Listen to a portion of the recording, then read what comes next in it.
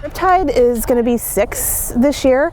All right, come on. He was rescued when he was about a year old. He contracted a fungal infection that is fatal if not treated pretty aggressively. We pulled him off the beach. He went straight to NC State where he was hospitalized for about 6 weeks. They saved his life. He was very, very lucky. It was not easy for any of us, and so he survived. You are so pretty. He's made for outreach. He is just incredibly friendly. He enjoys the attention. He really is kind of our top outreach horse now. He's the one that goes out most places. And what's his name? Riptide. Riptide. Hi, Riptide. Our education and advocacy is a big part of protecting the herd. Once the summer season starts, we open up the farm once a week to the public, and so people can come and they can walk around the farm, they can meet the horses. She is soft. She is great. Yeah. We're also educating people about how special these particular horses are and how important our mission is. I've been following these horses since I was maybe 6 years old. I remember before the Wild Horse Fund was even around, and we would go see them at the lighthouse in Currituck when they were still wild and all over the place, and people had to put chains across their garages to keep them out. And I always thought how amazing it would be to live somewhere where they were, because they're just beautiful. When I think of the Outer Banks, I think of them.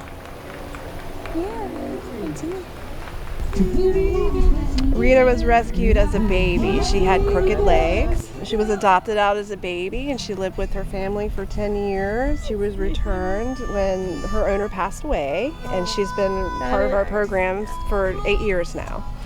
And she's one of our best ambassador horses. She loves the horses. She's learning the softness, so she'll pet it and say soft. Is it soft? Soft. When you're up on the beach seeing the wild horses, it's really purely a visual experience. When you come to the farm, you're able to pet the horses. You're able to be right up and close with the horses and get an entirely different, really special experience. And so a big part of what we do is try to educate everybody on how to interact with the horses, on what are the local rules, what are the local ordinances, what do you have to do to follow those. And ultimately, that way we want to see everybody stay safe. Hi, pretty girl.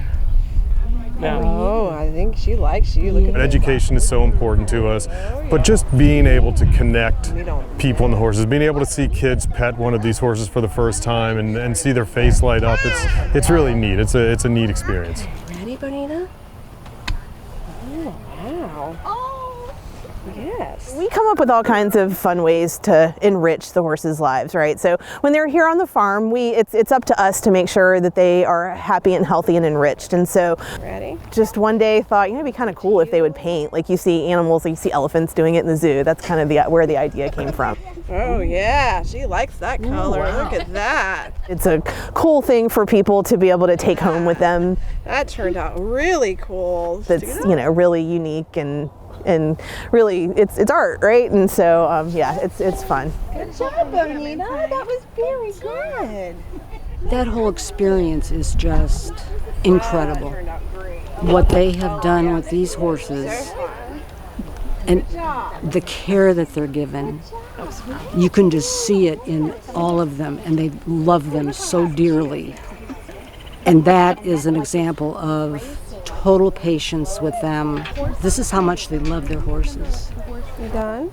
Very good. Oh, cute. For them to decide to take them out of the wild and bring them here, and the care that they're given is just beyond anything anybody could say.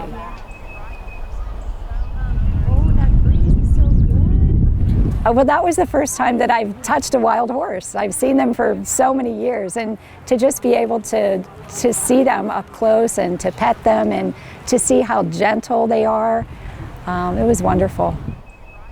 And you really do see how the work makes a difference when you touch people like that.